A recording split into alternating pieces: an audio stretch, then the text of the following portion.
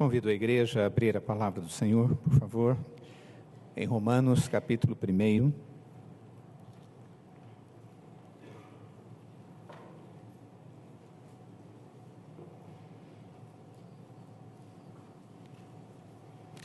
Nós faremos a leitura do verso 1 ao verso 7. Romanos 1, do verso 1 ao verso 7.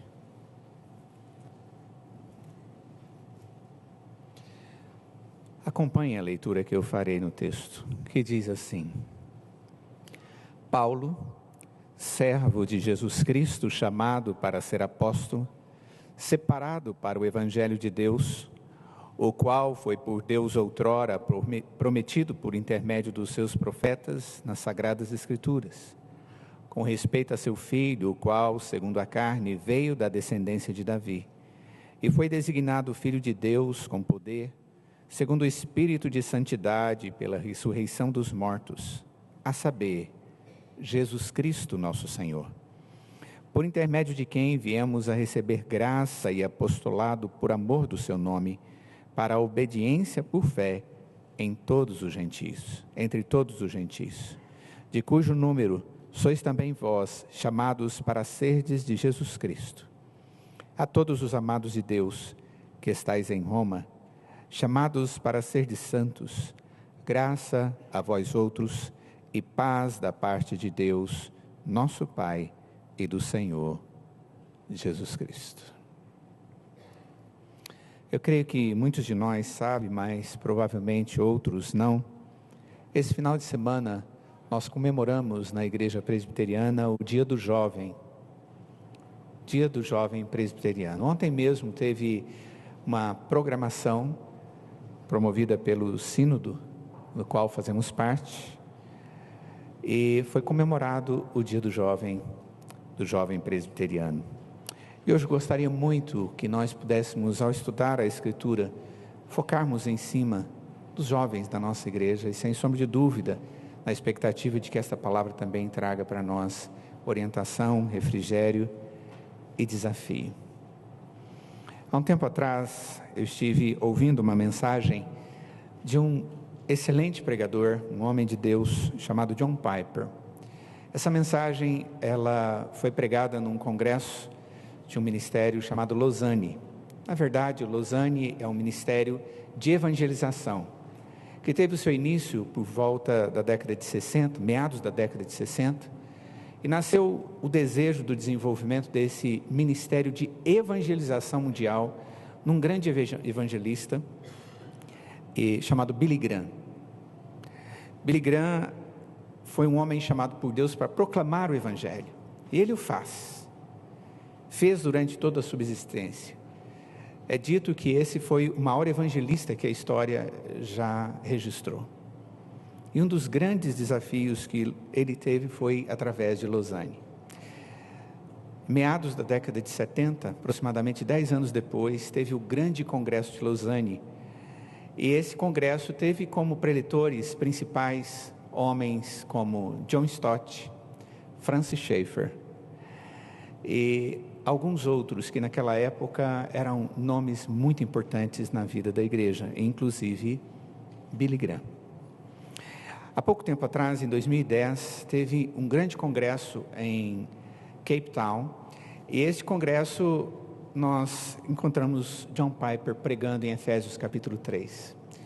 Logo depois da mensagem dele, houve o testemunho de uma jovem de 18 anos, uma jovem que contou a sua história, e contou através da sua história o desafio que Deus colocou no seu coração, e que a fez planejar a sua vida como serva de Deus, baseado nesse desafio.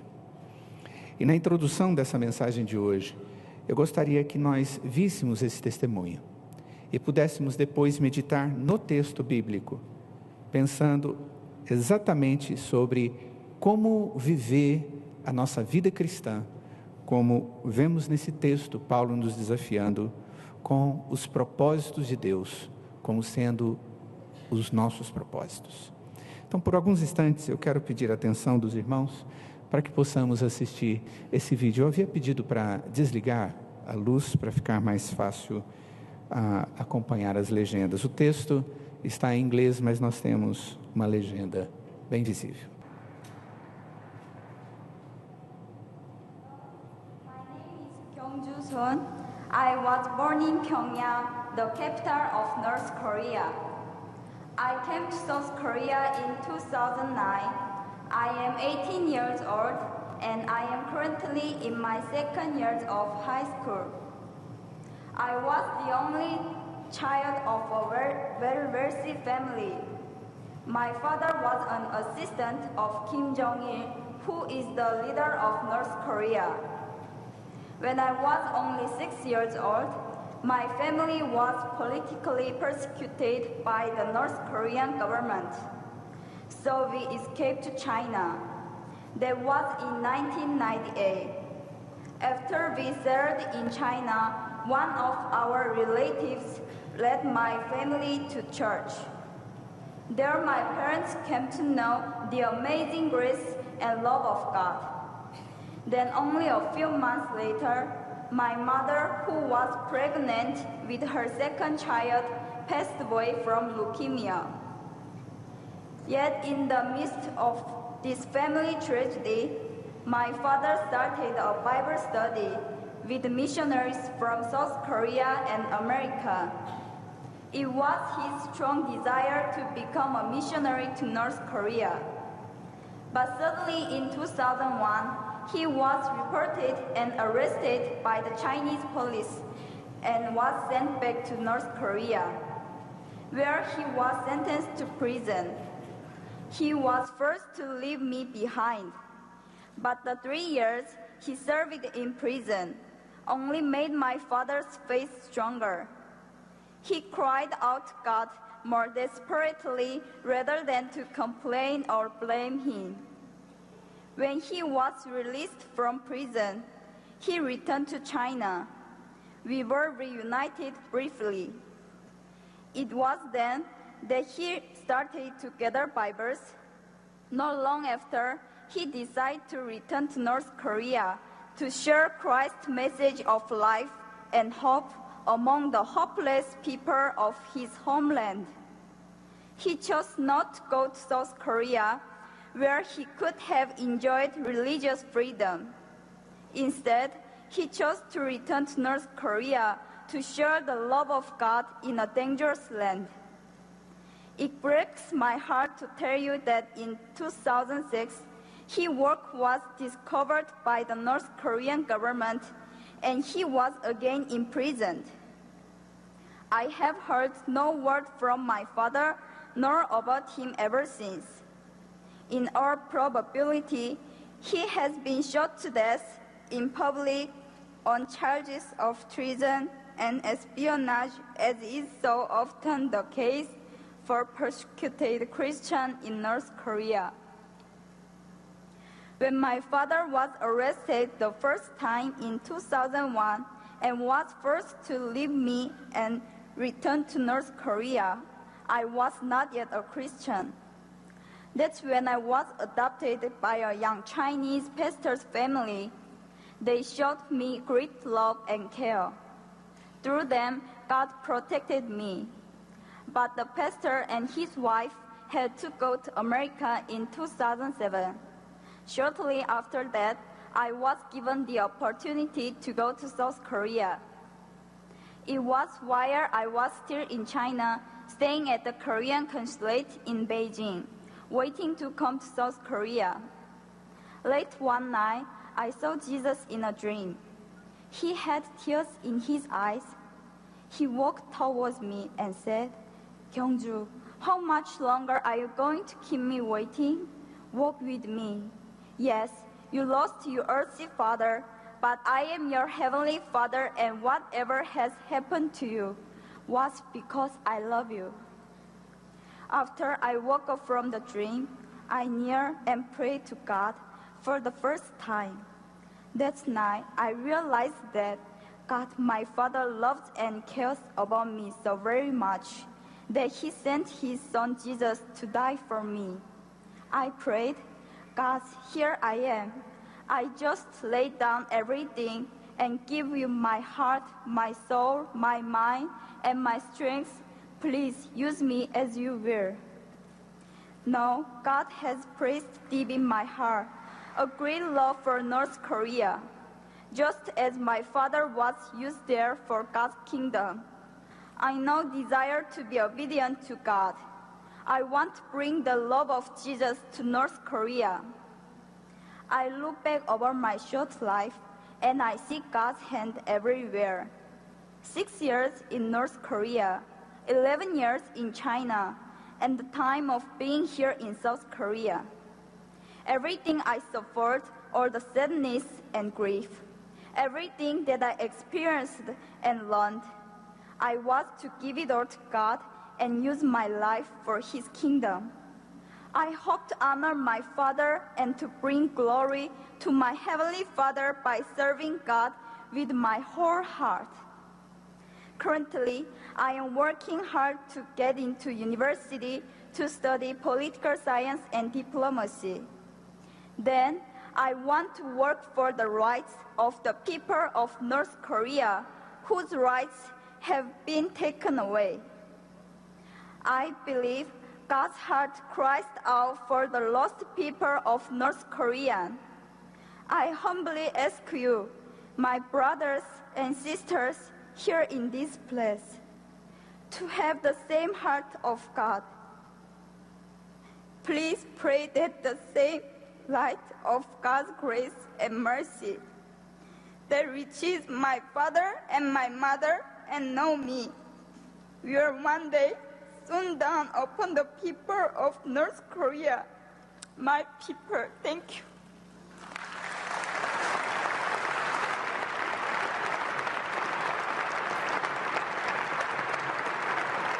Não entrando em detalhes ou alguns detalhes das falhas da fala desta jovem, ou julgando isto ou aquilo, o que sei é que Deus, em sua graça e sua misericórdia, principalmente quando Ele deseja trazer salvação em alguns lugares, Deus age de maneira extremamente forte.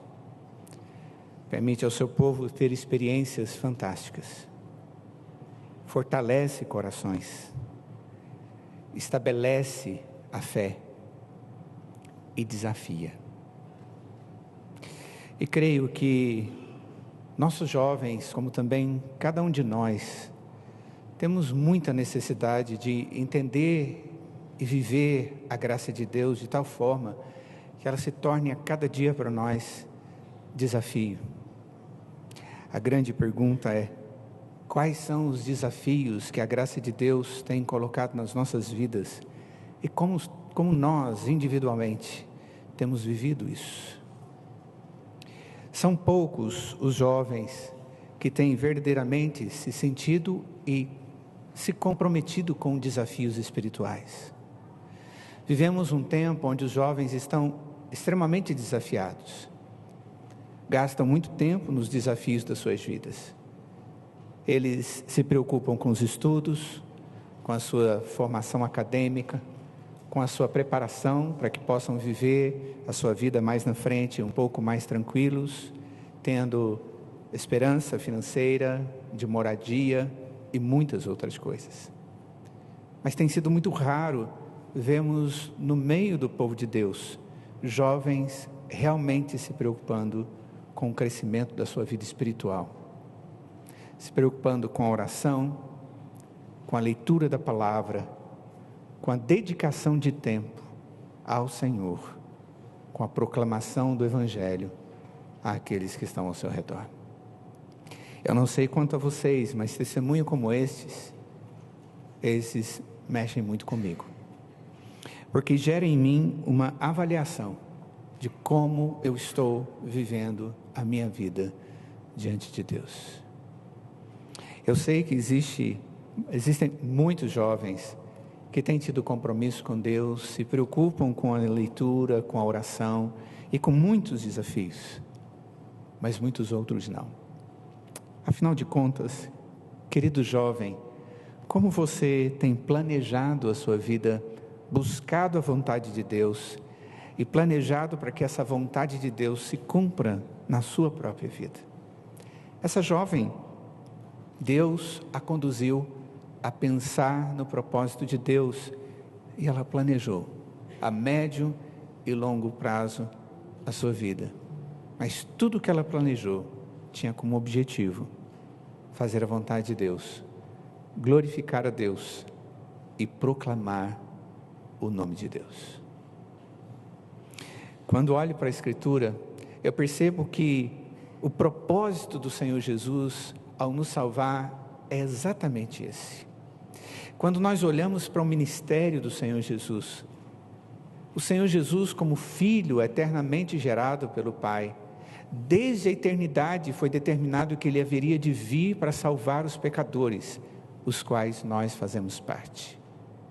O Filho, de maneira obediente, se encarnou, veio ao mundo, sabendo qual era o propósito do seu Pai, mas em momento algum se desviou dele. Fez todas as coisas que deveriam ser feitas, deu testemunho de quem Ele era, sofreu as dores, foi tentado em todas as coisas, mas sem pecar.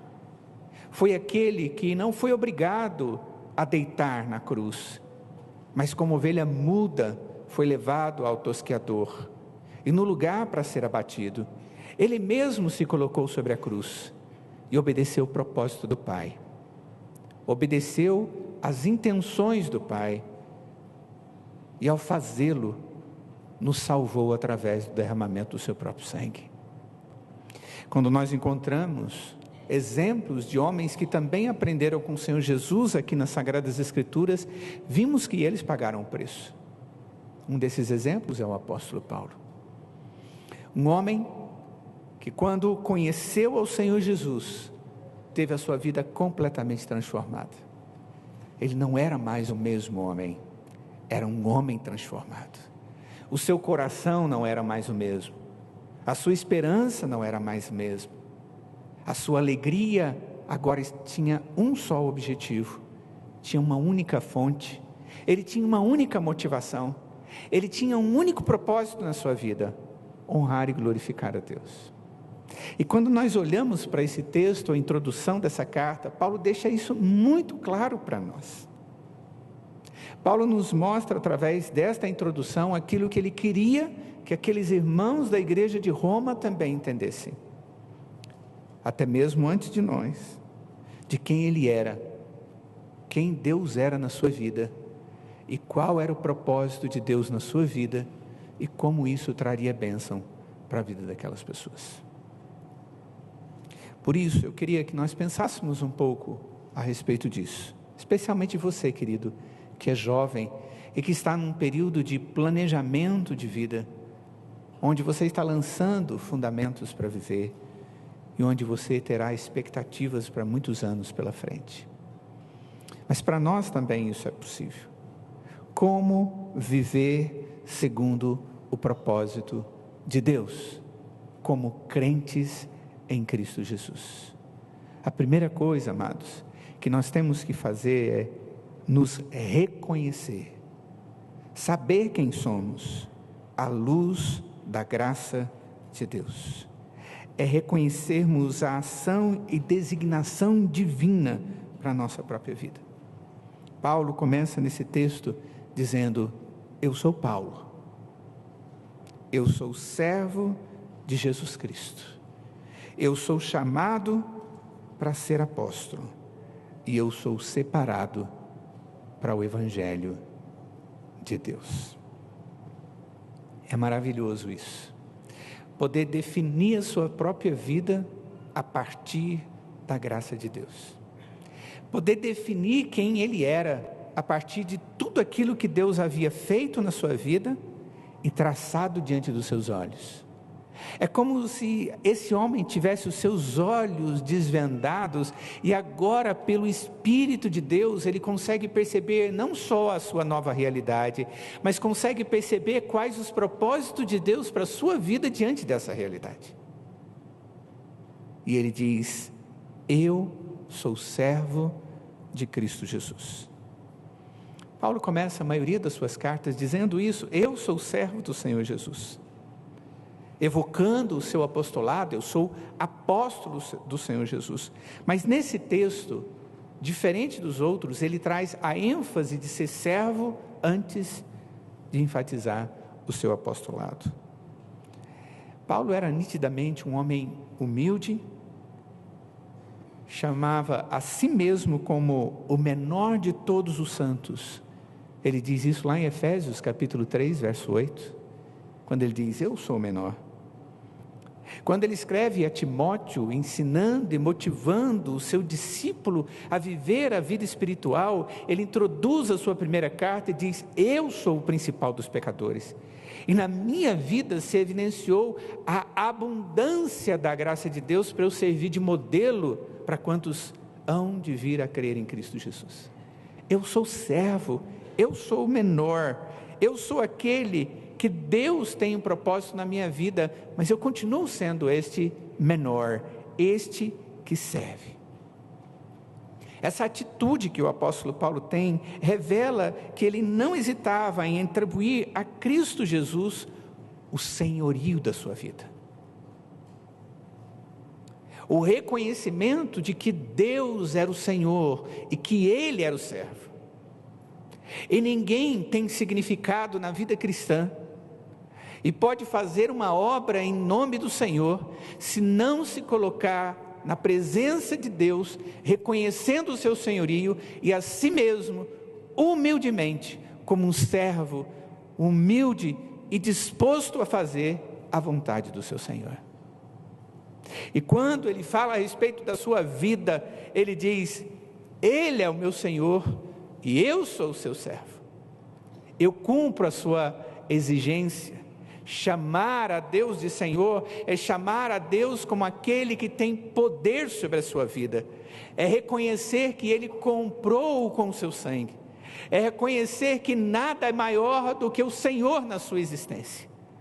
É reconhecer que Ele não pode ser egoísta. É reconhecer que a sua vida depende daquele que lhe deu vida e que sustenta a sua vida. É o Deus providente da sua existência e o Deus que há de trazer significado para essa existência. Os crentes que estavam recebendo a carta de Paulo, os romanos, Paulo está recomendando a sua própria carta, as suas próprias palavras, o seu próprio ministério, não baseado na eficácia das suas palavras, na sabedoria e na argumentação que ele trazia, mas única e exclusivamente na submissão ao Senhor da sua vida. Ele diz: eu quero que vocês me ouçam, mas como servo do Senhor Jesus. Ele traçou o seu ministério de vida, ele traçou a sua vida debaixo do senhorio de Jesus, vendo a si mesmo como servo. Jovem, amado irmão, se você deseja desenvolver a sua vida e alcançar propósitos nobres e de Deus na sua vida, a primeira coisa que você tem que fazer é ter e viver tendo a Jesus como Senhor da sua vida, como único referencial, reconhecendo que é Ele que te dá todas as coisas que você precisa. Nós precisamos disso, você jovem precisa disso. Nós, como igreja do Senhor Jesus, precisamos de jovens que estão formatando a sua existência debaixo da autoridade exclusiva, eficaz e suficiente de Cristo Jesus. É muito importante pensar nisso, porque vivemos num mundo cada vez mais egoísta, autossuficiente, onde nós nos preparamos para dependermos única e exclusivamente de nós, onde nós construímos o nosso próprio castelo de proteção, de prazer, de gozo e de conforto. Mas esse homem, ele entendia que cada uma dessas coisas acontecia na simplicidade da sua submissão ao senhorio de Jesus. Não tinha a ver com posses, não tinha nada a ver com riquezas, não tinha a ver com almofadas gostosas, nem com colchão de último tipo. Mas o conforto da sua vida e a esperança e a certeza da sua existência estava debaixo do senhorio de Cristo Jesus. E essa é a primeira coisa que o apóstolo Paulo fala do planejamento e do desenvolvimento da sua vida. A segunda coisa, ele sabia qual era o propósito de Deus para a sua vida. Ele diz: eu sou um apóstolo, eu sou um enviado por Deus. Ele sabia da sua função. As circunstâncias que o apóstolo Paulo vivia, queridos, como um servo de Deus, eram circunstâncias difíceis. Ele era um homem que, para pregar o evangelho, sabia que sofreria, e sofreu. E no meio do sofrimento, ele, em momento algum, disse: olha, por causa do sofrimento, eu vou reavaliar o meu ministério, a minha vida. Paulo tinha profissão. Antes do evangelho, ele era um soldado romano. Ele tinha 100 homens sobre a sua responsabilidade. A primeira coisa que aconteceu deixou de ser soldado de homens e do Império Romano, e se tornou soldado do Senhor Jesus. E mais do que isso, é enviado pelo Senhor Jesus para falar no nome do Senhor Jesus. Porque quando o Senhor o faz apóstolo, ou o envia, Deus o faz um embaixador em seu nome.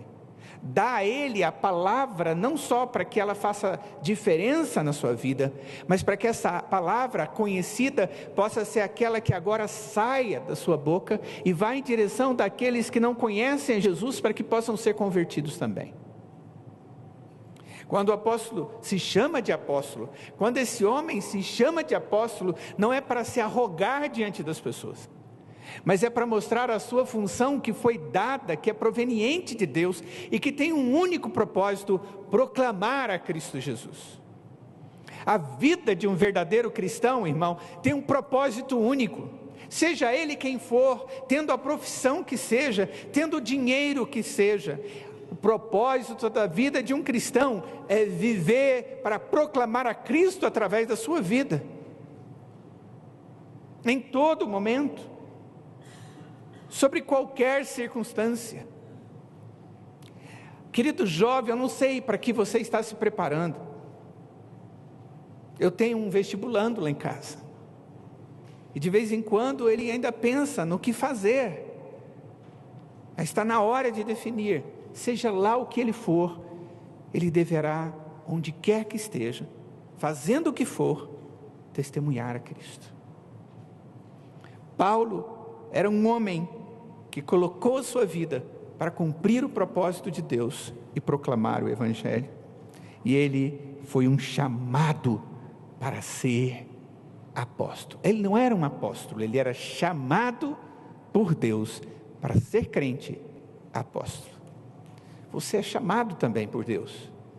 Você só creu no Senhor Jesus porque na eternidade Deus te escolheu, porque num determinado momento Ele te chamou através do seu evangelho, que é um instrumento de Deus para nos chamar, para que nós pudéssemos ser dele e pudéssemos fazer algo em seu nome, mas acima de tudo, para honrá-lo e proclamar o seu nome aos homens. Querido, eu não sei qual é o propósito de Deus para a sua vida. Ele vai lhe dar clareza disso e trazer paz ao seu coração, mas seja o que for, jovem, assuma responsabilidades com Deus. Acho interessante essa jovenzinha coreana dizer: olha, eu quero estudar relações internacionais, essas coisas todas aí, porque eu quero voltar para o meu país e quero falar de Jesus ao meu povo.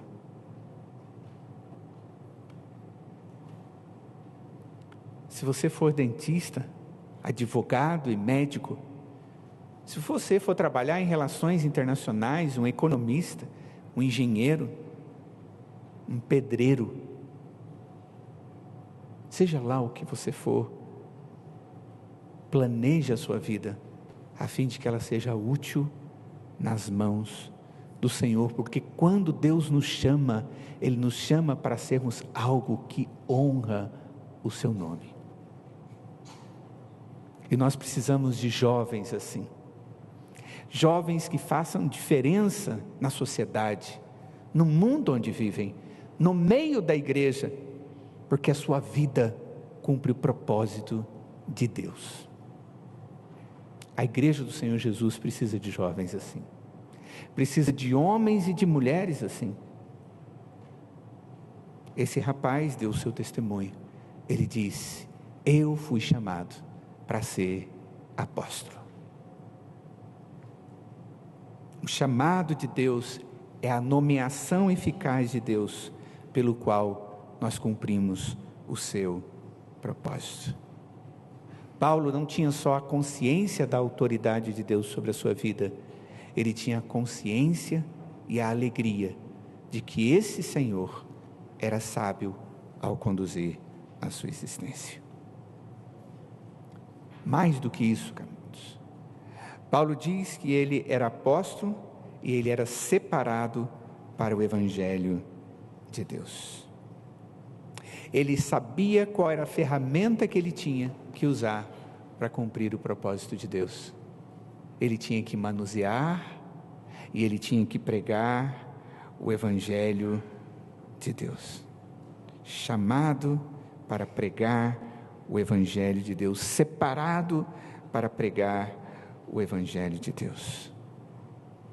De maneira simples, queridos, era exatamente isso que levava o apóstolo Paulo a escrever todo o restante da sua carta. Essa carta é a mais complexa delas, cheia de doutrina, cheia de ensinamentos, mas tudo se resume a uma verdade: o Evangelho de Jesus Cristo. Aquele que salvou a este homem e que deu significado para a sua vida. O Evangelho é aquele que salvou essa moça e deu significado para a sua existência. O Evangelho é aquele que salvou você se creu em Jesus, para dar significado para a sua existência. A pergunta é: você tem procurado no Senhor o significado para a sua existência? Você tem encontrado na verdade do Senhor esse significado? E Ele tem lhe dado a alegria e as motivações para o investimento do dia a dia na sua existência. Que Deus, na sua graça, possa despertar você, jovem, e possa habilitá-lo a viver assim, segundo o propósito dEle, na sua força e na sua graça. Vamos orar. Nós queremos orar pelos jovens da nossa igreja. E eu queria pedir a vocês que são jovens, vocês viessem aqui à frente, nós vamos orar com vocês e por vocês. Hoje é dia de intercedermos pela vida dos nossos jovens. Podem vir. Nós queremos orar por vocês.